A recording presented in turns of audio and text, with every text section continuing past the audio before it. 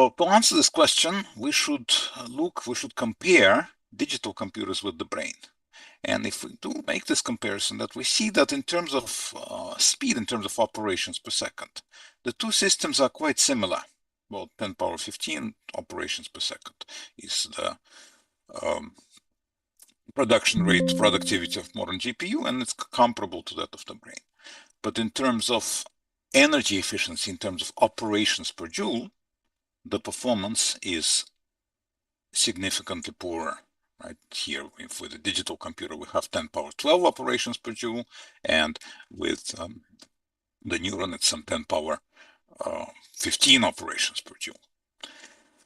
Now, why is it? It's actually quite easy to explain, because in a neural network, the costliest operation is matrix vector multiplication. Right? So, well, basically multiplication. If we just multiply two 32-bit numbers, it's 1,000 single-bit operations, each of which is a non-trivial physical process. And we have trillions of these operations in a digital neural network. In the brain, on the other hand, we have analog computing. That is, each neuron routinely implements scalar multiplication of two vectors. One of the vectors arrives via the dendrites, the other is stored in the body of the neuron. The two vectors get multiplied, they produce an activation pulse, which then propagates via the axon. So because it's analog, it's much less expensive.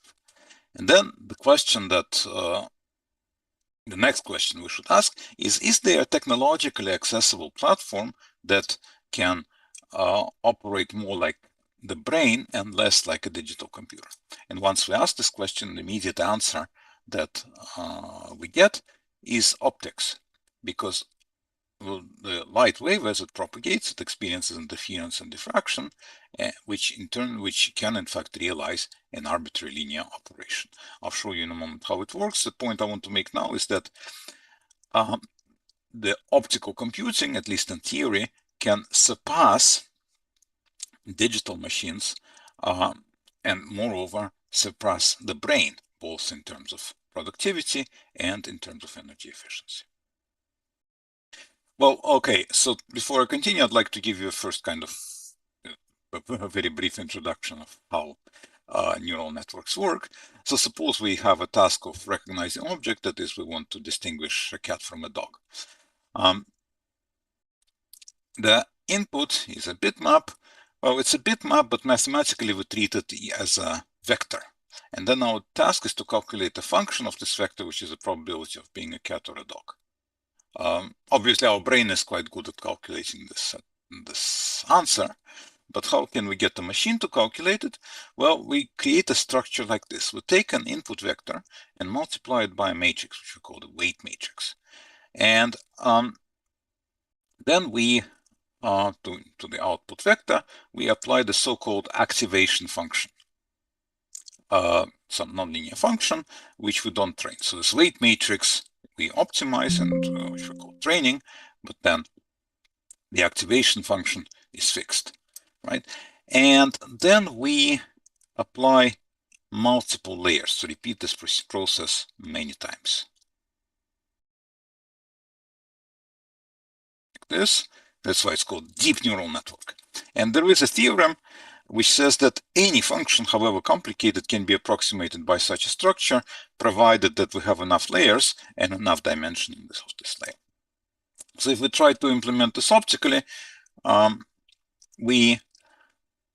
there are kind of, to give you an overview of technology, there are two main avenues along which this technology has been developing. One is free space on optical tables, and the other one is integrated on the chips. On the optical table, the information is encoded in the spatial structure of light, and spatial light modulators are used for to store weight matrices, and for the integrated setting, the information passes in waveguides, and waveguide interferometers are used for weight matrices. Now, obviously, this column on the right is much more appealing, right? Because you can make it at the factory. You don't need to align it. You can just ship it to the customer. this looks much bulkier and clumsier. However, the integrated setting has a problem at the moment, namely the scalability. You see, if we want to multiply a vector of size 100 by a matrix of size 100 by 100, the matrix needs to, well, there needs to be 10,000 beam splitters here on this chip. And each of these beam splitters must be controllable, so there must be a wire connected to it. So we must have 10,000 wires connected to our chip. And that limits the size, limits the scalability. In free space, on the other hand, we have spatial light modulators. A spatial light modulator, well, it's basically like your computer screen. It can easily have the size, the resolution of megapixels or even tens of megapixels. So at the moment, the free space technology is much more scalable than the integrated technology. Now let's make a simple estimate of how, like I quoted these numbers previously.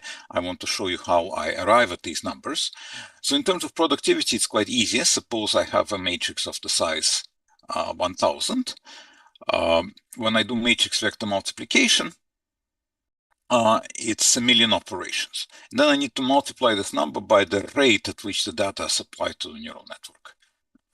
Assuming that we use electro-optical modulators, these modulators can easily have a bandwidth of 10 or even 100 gigahertz, right? So conservatively assuming 10 power 10, multiply these two numbers, I get 10 power 16 operations per second. In terms of energy efficiency, it's somewhat more complicated. Basically, what we say is that, well, for each of these 1,000 outputs of a matrix vector multiplier, we need a reasonable number of photons to overcome the shot noise. So for example, if we have 10,000 photons, the shot noise is the square root of that, which is 1%. So 1% is something we can live with. Assuming that we have 10 power 4 photons in each output, we'll have only 10 photons per operation. Right? So yeah, so remember that we have 1,000 outputs, but 1,000,000 operations. So we need to divide this number by 1,000. And in fact, there were papers where they've shown that one can have even less than 1 photon per operation. But in any case, in this simple calculation, it's 10 photons per operation, which is 10 power minus 17, 10 power minus 18 of a joule. Now, yeah, now let's compare it with the modern, with the most recent NVIDIA machine. It's like, you know, the most recent consumer video card. And what you see here is that the productivity is some 10 power 15 operations per second. So it's comparable to what we have with optics. But in terms of operations per joule, it's on 10 power 12. So it's much, much less efficient energetically. One caveat I have to make here is to say that, well, I quoted here 10 power minus 17. Well, this benchmark increases significantly by 3 orders of magnitude if if you need to convert between digital and analog format of data. So if you want to use an optical neural network to process data, you better already have it in some kind of optical form, or at least to not interconvert between digital and analog formats during the processing. Now, this slide shows the principle how an optical matrix vector multiplier works. So what you see here is a vector, right, which is represented by an array of lasers of different intensities. And this is the matrix, which is, as I said, the spatial light modulator, transmissive spatial light modulator. And what I do is I spread my vector element over the row of matrix elements. Then as light propagates through the matrix element, multiplication occurs, right? Because the transmitted light is a product of the incoming light times the transmissivity. And then I focus the vertical dimension onto a slit here, which kind of adds together the contributions from all rows. So as a result, I get summation. And so in practice, this is So this has been done. We are not saying that we were the first ones. In fact, the idea has been around since more than 40 years. But at some point we were the largest, so we can do matrix sizes of a few hundred. And in fact, I have the startup company Lumai, which specializes in streamlining these matrix vector multipliers, making them fast and high dimension. Now, here are some examples of what have been achieved with this technology. Here's a paper from some 2 years ago, here from McMahon's group at Cornell. So here they made a computer vision system that is able to, that's a 2-layer optical neural network with an analog activation function, and they were able to read the message of the road sign, like a speed limit sign that's 3D printed. Here's a more recent example. Here they construct what they call meta surface. There's just one layer is optical. This optical meta surface that converts visual data, and then there is a digital head here, but the digital head has much fewer operations than the optical part of the neural network. And with this neural network, they are able to surpass AlexNet in recognizing visual images like those shown in the picture. Here's one example from China. Professor Lu Fang. So here, if previous examples here were free space optics, this is integrated optics. And as I told you, integrated optics is difficult to scale. So here their linear process, their integrated processor is only of size 8 by 8, right? And it's preceded and followed by a reservoir, so by a random layer which increases the dimension. And they had 20 such chips constructed that simulate about 10,000 chips. And with this machine, they are able to reach the operational speed of about 160 tera operations per second, so 10 power 14 operations per second, and they can do a large variety of complex computational tasks, such as recognizing images or painting in Van Gogh style, or writing music in the style of Bach. So here I should emphasize that, in fact, not the whole thing is digital, like all the matrix vector multiplications are done digitally, but in fact, there was a digital computer heavily involved. So 20 chips were emulating 10,000, a machine with 10,000 chips. Good, but the focus of what I want to talk about today is on training. So let me explain training. So what is training? Training means finding the weight matrices. I've shown you the structure before, and the weight matrices are optimizable. So we want to optimize the weight matrices so the neural network performs the task that we need. To train the neural network, we need a so-called training set. That is multiple examples of cats and dogs,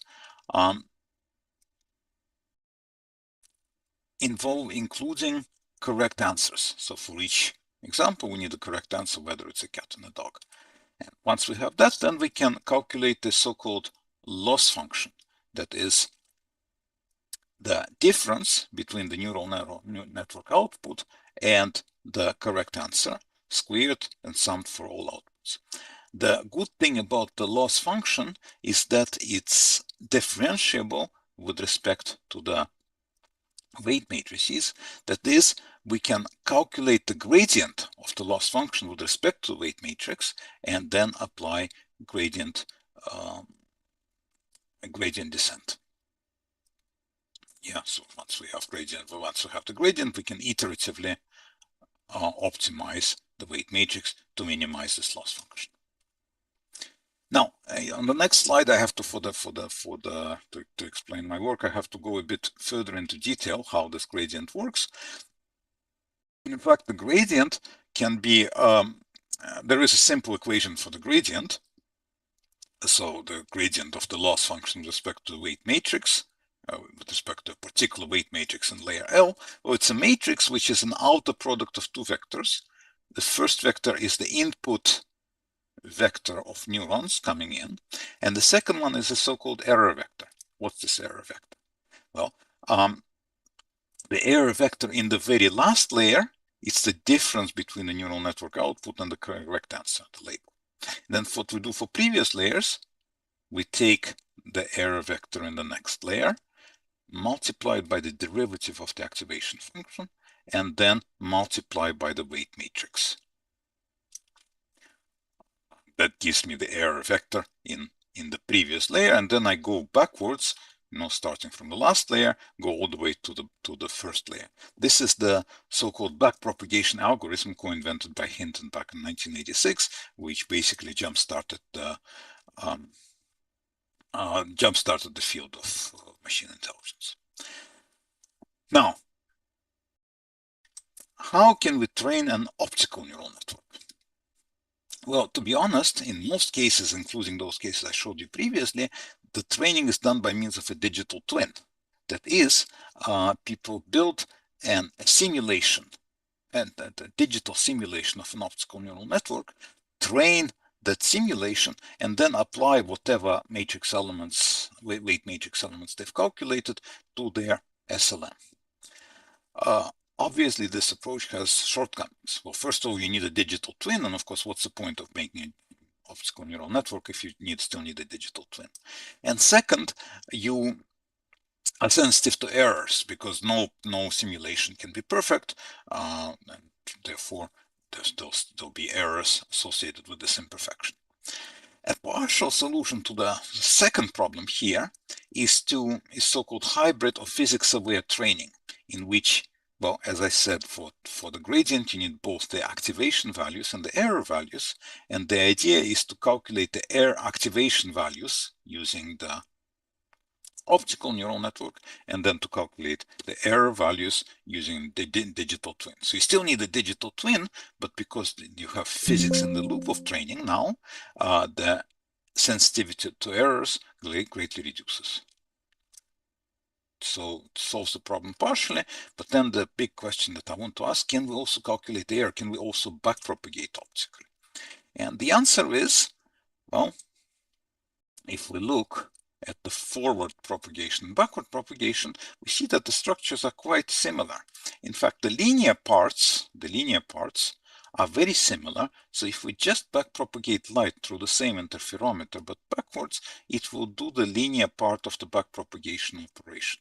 So you see, the term backpropagation, this was initially like a mathematical abstraction. And the question that we are asking here is, can we implement backpropagation actually by physically backpropagating light through our optical neural network? And the answer is that for the linear part, it looks very good. It's quite possible. It's exactly the operation we need. But for the activation function, it's a problem because you see in the forward direction, the activation function is nonlinear. But in the backward propagation, it has to be linear. Have to multiply by a certain number by the derivative of the activation function. And as we know, there are not many optical elements that exhibit different properties for forward and backward propagation, right? So we have these three requirements, right? We must have an activation function that's nonlinear for forward propagation, linear for backward propagation, and when we say linear, we actually mean multiplication by a particular number, the derivative of the activation function. So can this be solved? The answer is, well, the answer is as follows. 1 and 2, well, they look difficult, but actually they are not difficult because it's quite well known that nonlinear optics is strong for strong light, but weak for weak light. So if we make forward signal strong, but backward signal weak, we actually can satisfy both conditions 1 and 2. But for condition number 3, it's more difficult. So basically what we have to do is we have to search through a whole bunch, through a variety of nonlinear optical phenomena, and see if any of them happen to satisfy number 3, at least approximately. And luckily, we have been able to find, so colleague Xianxin Gu, who is now the CEO of Lumai, has been able to find such a phenomenon, namely saturable absorption And indeed, if we take such a Lvov absorber, well, that's what the activation function looks like. And if we take the derivative, well, it's the red curve here. But if we actually calculate the back propagation through such a absorber, it's an orange curve here. You see the curves match each other quite well for low intensities, and this is what we care about. There are some discrepancies for high intensities, but you see not many neurons take high values. Most of the neurons take low value, and therefore it's acceptable. And well, we built this apparatus to demonstrate that the idea works, and this was published in Advanced Photonics in this year. So here it's a relatively simple optical neural network with just 3 outputs, a single activation, single hidden layer with dimension 5, and 2 outputs. And then we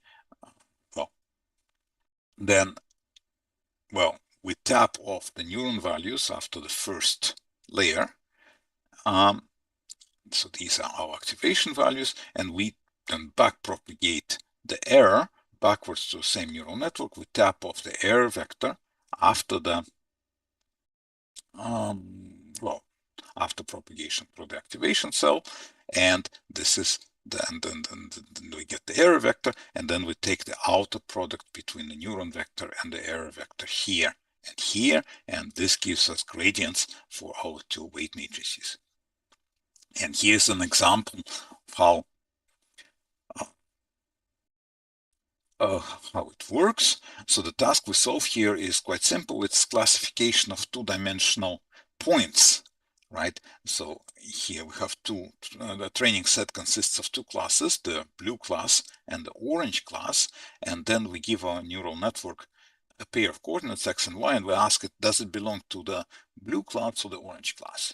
And as you can see, our optically trained neural network always gives a correct answer to this question.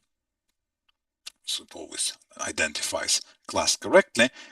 So the background in this picture is the answer that the neural network gives for an arbitrary x and y. We always get the correct answer, in contrast to training with a digital twin, which is only 95% correct. So that concludes the first part of the talk. Now I'd like to also mention the and a particularly important, I believe, is particularly important application of optical neural networks, namely the application for computer vision. So, well, to remind you what is computer vision, at least today, is we have some kind of object. We take a digital image of that object and then process the digital data with a digital neural network and acquire the information that we want. Now, importantly, many computer vision applications involve low light conditions. Think of a self-driving car that's trying to recognize an object like a pedestrian in a dark street or read a road sign, or we're looking at the star and we're trying to see if there is a planet around the star, or we're looking in a microscope at a virus, but the virus, like the biological sample, is prone to photobleaching or phototoxicity, so we cannot illuminate it for a long time. So again, we have limited number of photons. So a common feature of all these, there are 2 common features of all these examples. First, as I said, there is limited amount of light, but also second is that we don't really care about the image. We care about a particular feature of our object, such as the message of the road sign, or a type of virus, or the coordinate of the exoplanet. In all these cases, right, we don't care about the image, and because the number of photons is small, it is unwise to spend this limited number of photons to generate the image. So, yeah, so our goal is to extract some particular parameters of our object. And under these circumstances, it is beneficial to do something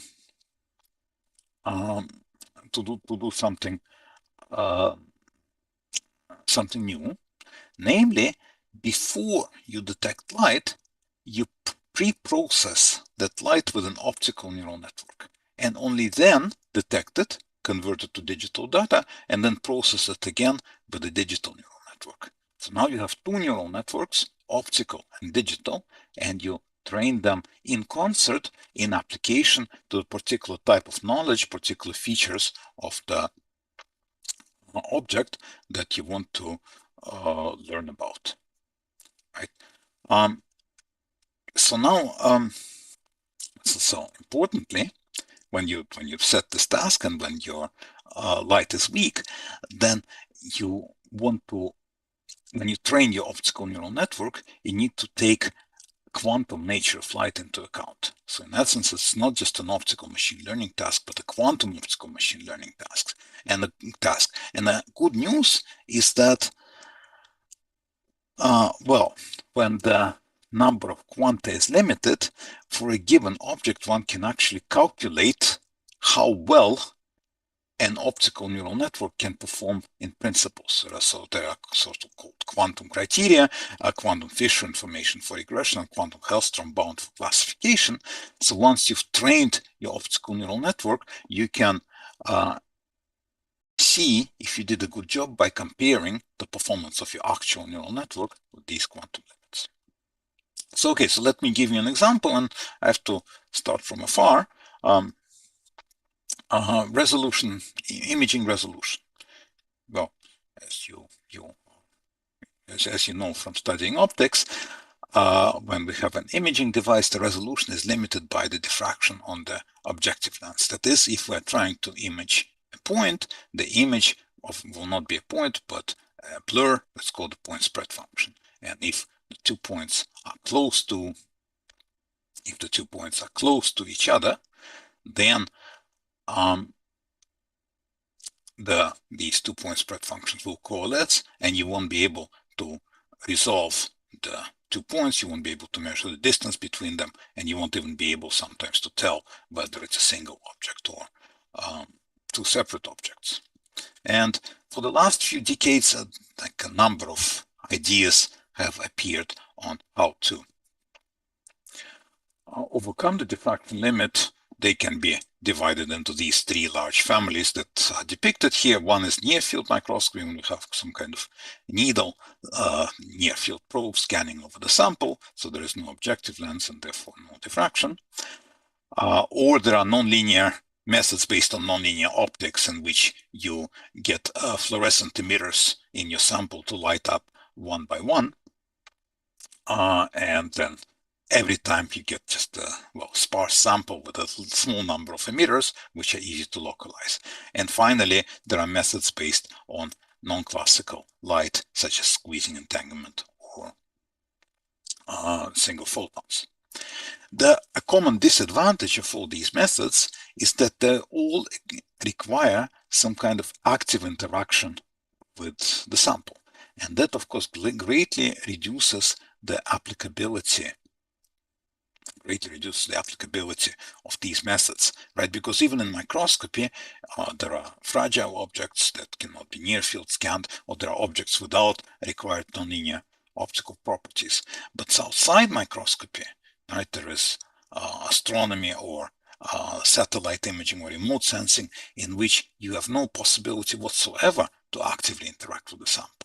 So it would be much nicer if we could improve the resolution passively by not actively interacting with the object, but simply analyzing the light coming from that object passively in a wiser way, right?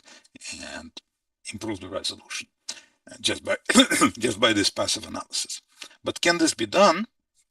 Well, the answer was for a long time believed to be negative, because Abe and Raleigh, very smart people, their science was solid.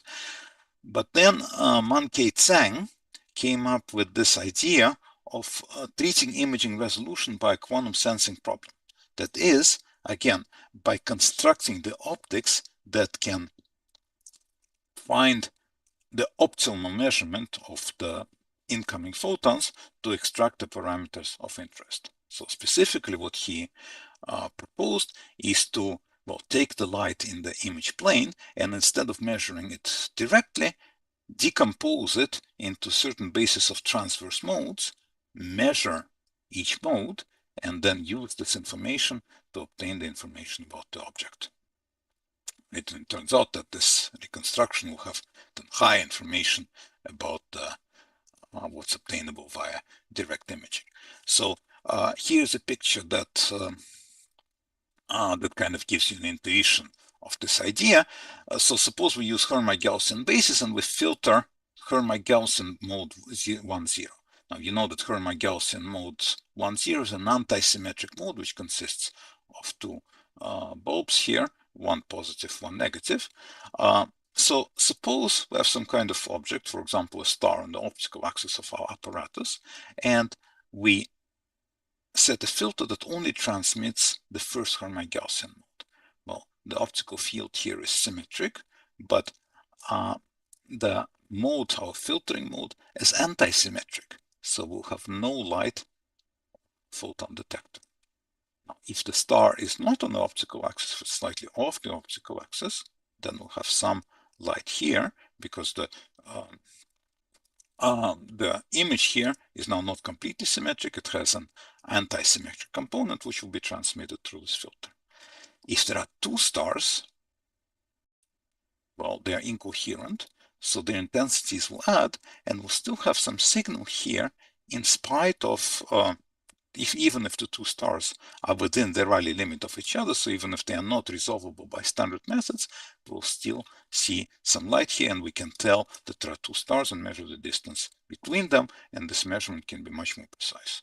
So here, this picture summarizes the idea that you see by, well, we need to distinguish between a single emitter or two emitters. Well, if it's direct imaging, then we have to distinguish between a picture and a slightly different picture, which is difficult.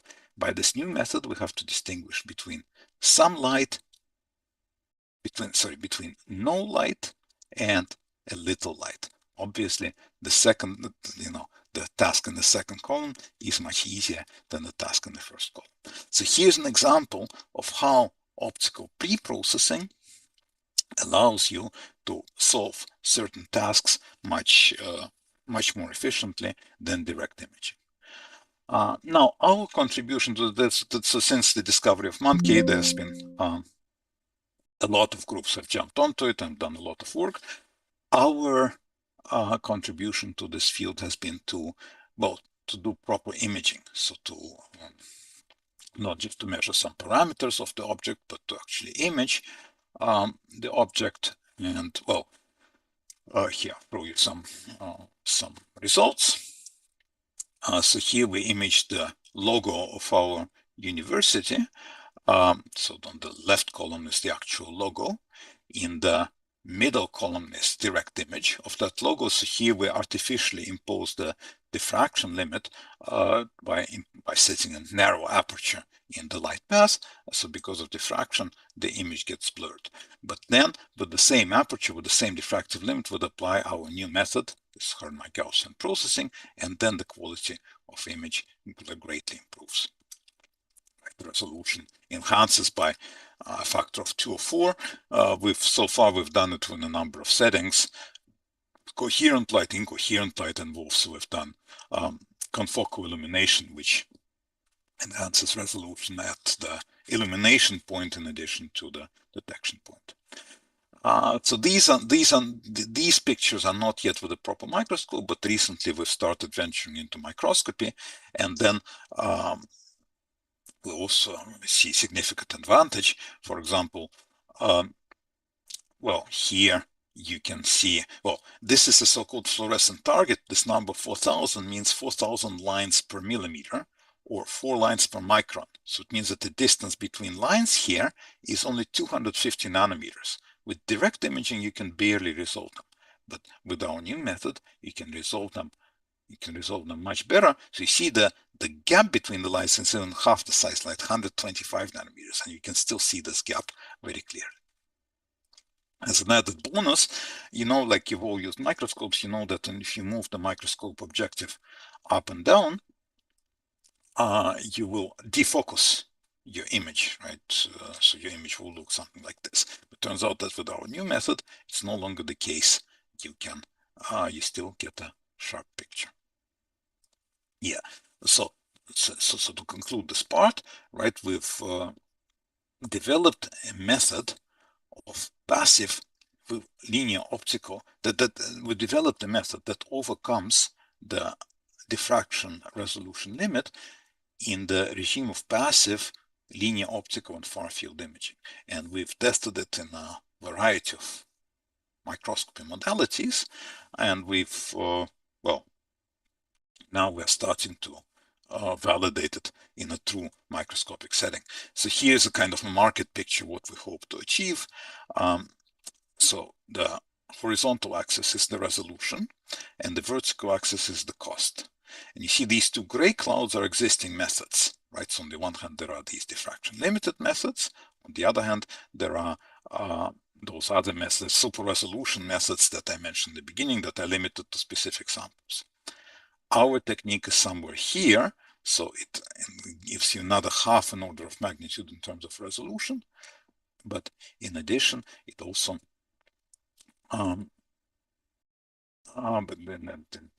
but it's not limited to specific samples, it's universal, and it's reasonably priced because all you need is bespoke optics.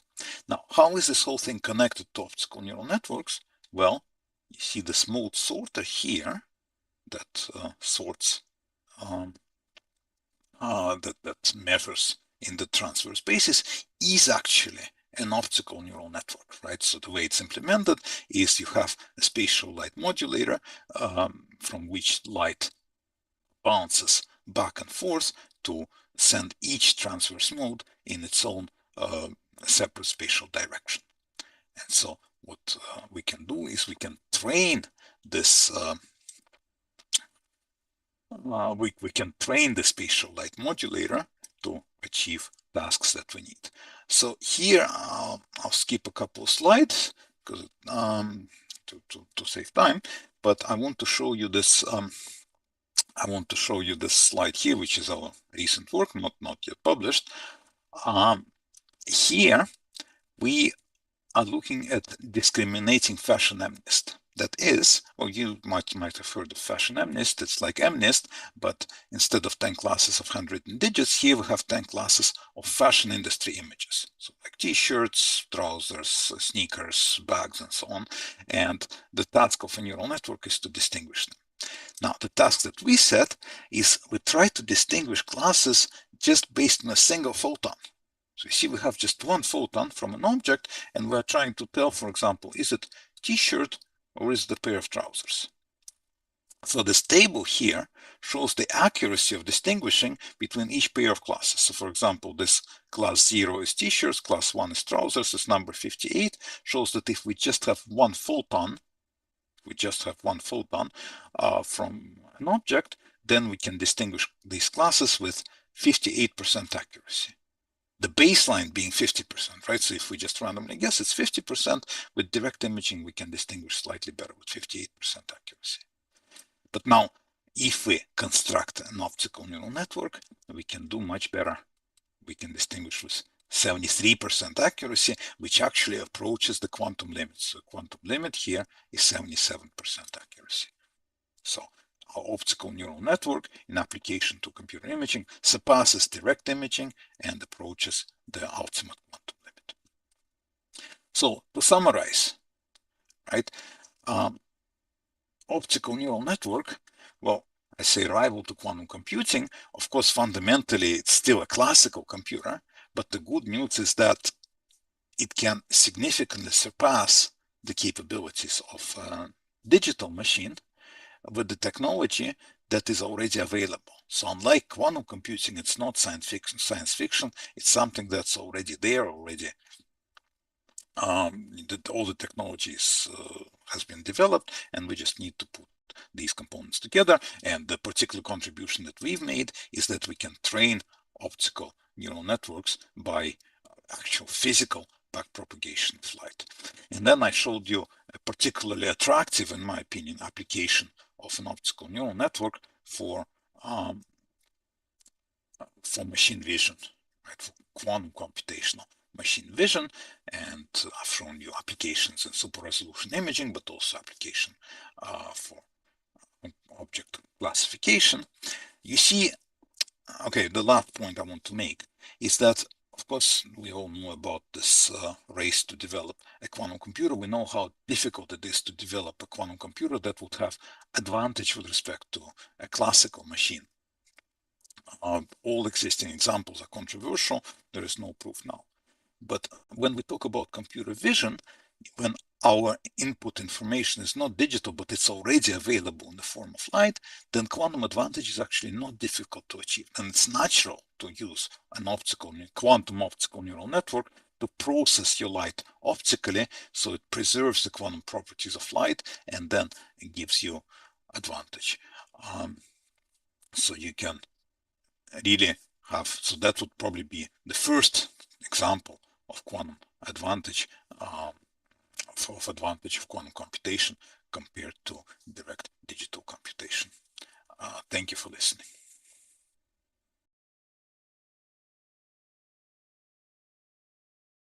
Hello. All right. Thank you, Alex.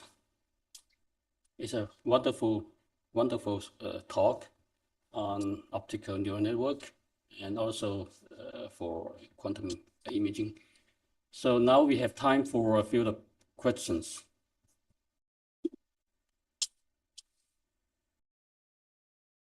Yeah, so are there any questions from the audience?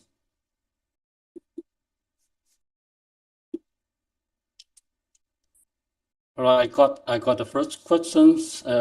Is related to this. So Alex, so the question is it possible for the scanning Hermit-Gaussian imaging surpass the R-base limit while the illumination is band limited? Yeah, well, band limited, you mean you mean the spectrum, right? Right, I think so, yeah.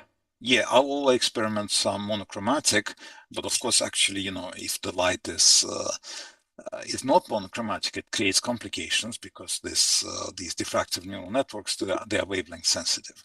However, there are methods to overcome this issue and make the diffractive neural network insensitive to the illuminating light being broadband. So broad bandwidth is not an advantage; it's a problem, but we know how to solve it. Mm-hmm. Okay, related to this question, so since you can only detect a couple of very limited number of modes in this case, right? So is the resolution limited by the number of mode you detected or by what factors?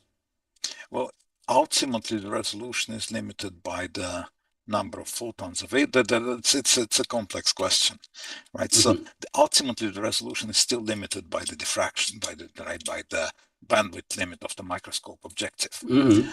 But our method allows you to better extract data for those photons that made its way through the microscope objective, and those photons that we're able to detect, our method extracts better information from these photons. But the ultimate resolution limit is still the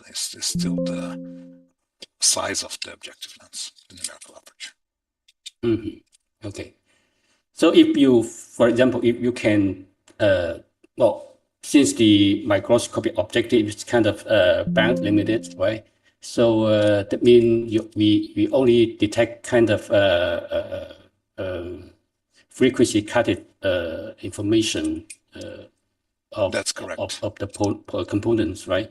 So if we are able to decompose the light field captured by the detector by using neural network onto different kind of modes. And I assume that these modes we detected actually also kind of band limited, which means we may lost some information about these modes, right? So is it possible, for example, by using a neural network to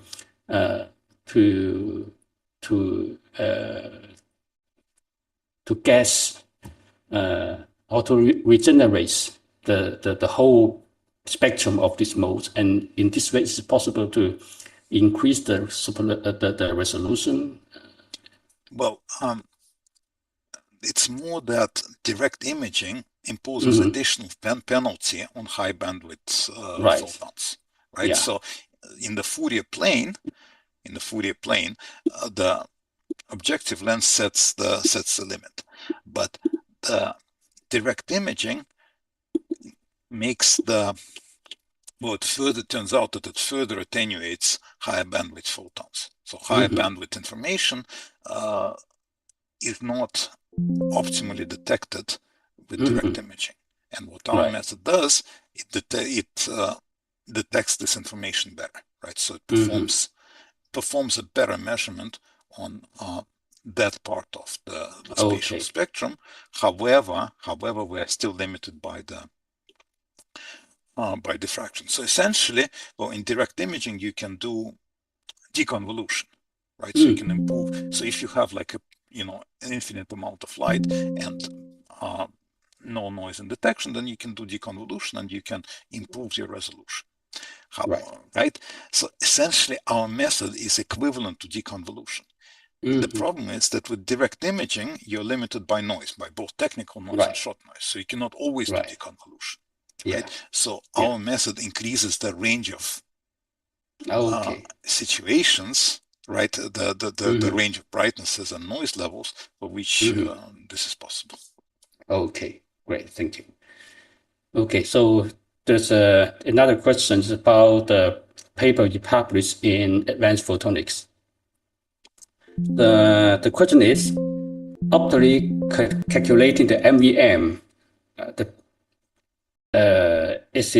is there any difference between this and the diffracted neural network? Or is it possible to do the optical backpropagation for diffracted neural network? Technically, it's the same. It is possible to do optical backpropagation. You see, diffractive neural network doesn't have activation, doesn't have an activation function. Right. So it's quite easy to do backpropagation through a linear part of a neural network, as we discussed. And our achievement has been to extend backpropagation to also the nonlinear part of a neural network and show that the entire neural network can be trained end to end, including activation functions. Okay. So and also in the optical computing, whatever technology you have so far, kind of analog computing, right? So is it possible to develop kind of digital optical computing in a way? Or? Well, that's something that's been pursued in the 80s. So optical computing technology has been pursued. There was not much success. And well, as discussed, digital computing has shortcoming due to its has inherent shortcomings due to its nature. Right, so you have to decompose the data into bits, and then everything becomes more expensive. So actually, we want to get away from digital computation towards the analog computation, see what we can achieve with analog machine. Okay. And and then now there's another question from the audience. Is the resolution related to the size of the object? The resolution is limited, is determined by the numerical aperture, right? So it's the same principles for example, microscopy and astronomy, when sizes, the linear sizes are very different, but the resolution is limited by the angular size, right? So the angular resolution is lambda over d, where d is the diameter of the lens. Yeah. Okay, there's another question from the audience. So I think the student is working on the kind of diamond center systems. So his question is, can optical neural network be implemented in the diamond center system for diamond-based quantum computing and quantum networks? That I won't be able to answer because these systems are very different So, it has to be analyzed in more detail, what specific tasks we're trying to solve and Right. how the nitrogen vacancies can be of benefit here. It's Okay. very different systems. Right. Right. Okay. So, are there any questions from the audience?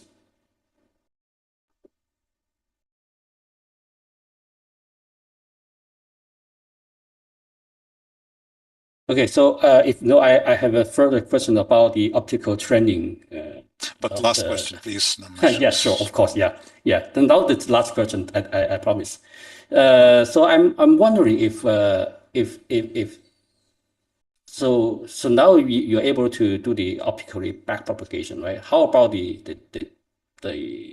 time of and how much time it takes to do the back propagation in optics? Oh, that's the same speed of light. It doesn't take a Mm, long time. It's okay, more like, but in practice, of course, it's more difficult to do it precisely because backpropagating light has to follow in exact footsteps of the right, forward exactly. So propagating that means you light. need to make the alignment, right? And also the That's right. generate the conjugate of the output, something like that. Or? That's right. Well, conjugation is not that difficult, right? Mm-hmm. It doesn't have to be conjugation. It can just be Right. backpropagating light. Okay. But alignment is absolutely critical, and of course, with high dimension, it becomes more and more Right. difficult. I suspect that in an integrated setting, it might be easier. Mm-hmm. Mm-hmm. Okay. All right. So I think we have enough questions, and I would like to thank Alex one more time for his time and his share for the wonderful paper and wonderful work published in Advanced Photonics. And I'd like to invite you to publish furthermore papers in the journals. Thank you so much. Well, thank you very much too, and Oh, yeah, congratulations on creating this amazing journal. all right. Thank you so much. Okay. Bye. Now, so you have a great day. OK，好了，各位听众，我们今天的这个直播就到这结束。感谢大家在这里跟我们一起听到这个 Alex Lvovsky 教授的这个精彩的报告，好吧？如果大家有什么问题，或者说有对中国激光，或者说对 Advanced Photonics 跟 Advanced Photonic Lasers 这个有关的一些这个问题啊，也欢迎大家跟我们杂志社联系。我们也欢迎大家把好的工作可以提交到我们这个期刊上来，好吧？OK，那就这样，我们本次的这个报告会到此结束，再见。好的，司徒老师，非常感谢，非常感谢。OK，好，再见。好的，谢谢您辛苦了，特别好的一拜拜。场直播。好的，拜拜，拜拜。拜拜。